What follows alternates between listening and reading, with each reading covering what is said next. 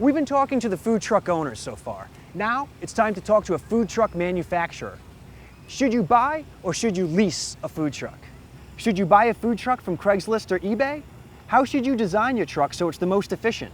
And then once you've made those decisions, it'll be time to start prepping and stocking the truck you've chosen.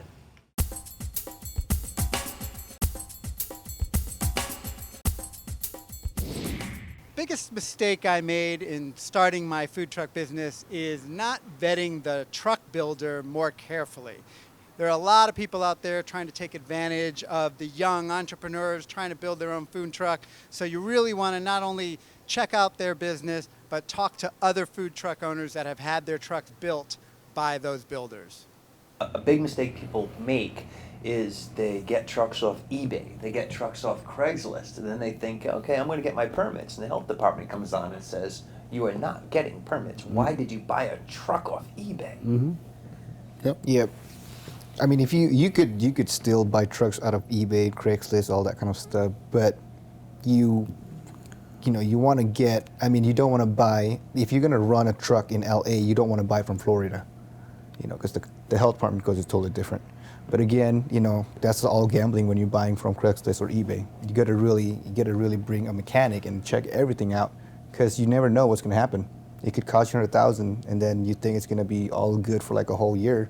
The next thing you know, it breaks down on you. You don't even know about it. Right. So I mean, you could still buy it from Craigslist and eBay, but you got to make sure that's already been in LA at least. And the stuff that's grandfathered in isn't necessary. I don't think it's not grandfathered in after it changes ownership, right? Is that the case, or?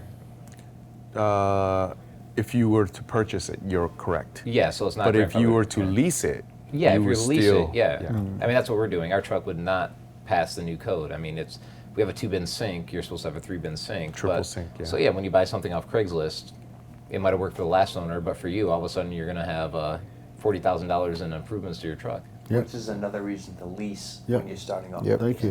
Thank you.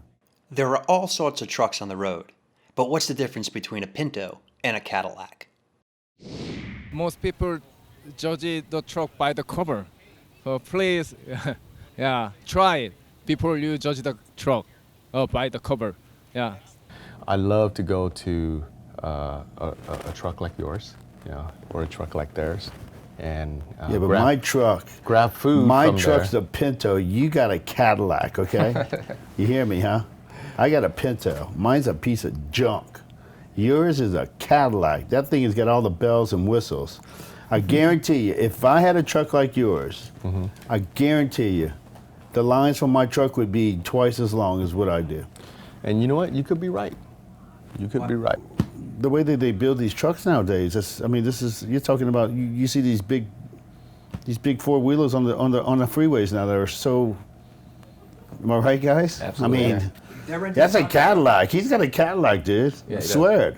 If I had his truck, it's the Cadillac. but for sure. I'm going to tell you again, I'm not going to pay that kind of money for a truck. Sorry, I lease mine because I can write it off. Those things are junks. Am I right? That's a junk.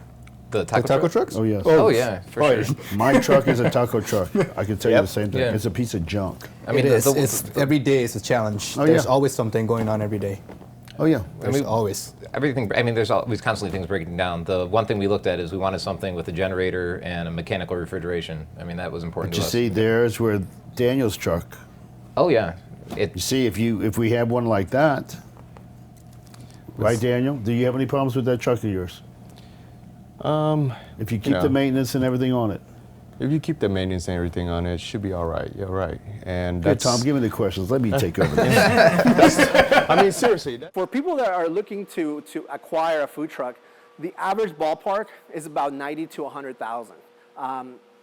That's what probably you're going to see on a standard food truck. Now, it really depends